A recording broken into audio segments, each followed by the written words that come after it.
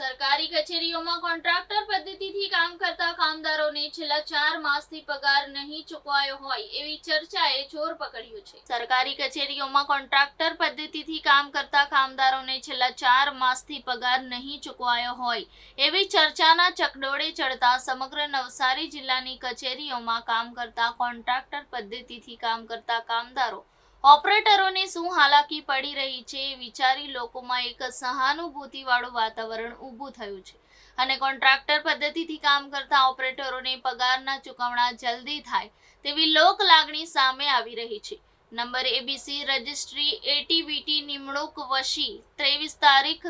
18/10/2023 collector કચેરી નવસારીના પત્ર મુજબ યસ એન્ટરપ્રાઇઝ પાલનપુર તેમજ શ્રી લક્ષ્મીદાસ વીવી લક્ષી ટ્રસ્ટ પાલનપુર અને નીરવ એન્ટરપ્રાઇઝ પાલનપુર દ્વારા વાઇબ્રન્ટ તાલુકો અંતર્ગત જિલ્લા તાલુકા જનસેવા કેન્દ્રમાં આઉટસોર્સિંગ દ્વારા કામગીરી કરવા અપાયેલ જાહેરાતમાં ટેન્ડર ભરવામાં આવેલ, જે મુજબ service provider agency Nirav enterprise પાલનપુરને જિલ્લા જનસેવા કેન્દ્ર તથા મામલતદાર શ્રી નવસારી શહેર ગ્રામ્ય જલાલપોર ચીખલી ગણદેવી વાંસદા તાલુકા જનસેવા કેન્દ્રમાં તથા તાલુકા ઈદરા કેન્દ્રમાં કોમ્પ્યુટરાઇઝ નકલ વિતરણ કરવાની કામગીરી ઓપરેટર વગેરેની સેવા પૂરી પાડવા ટેન્ડરની શરતો અને બીજી 1 થી 53 શરતોને આધીન નિયુક્ત કરવાનો હુકમ કરવામાં આવેલ। ઉપરોક્ત જણાવેલ સરકારી કચેરીઓમાં કોન્ટ્રાક્ટ બેઝ પર કામ કરતા ઓપરેટરોની હાલત હાલમાં કફોડી થઈ હોવાની લોક ચર્ચા જોરશોરથી ચાલી રહી છે।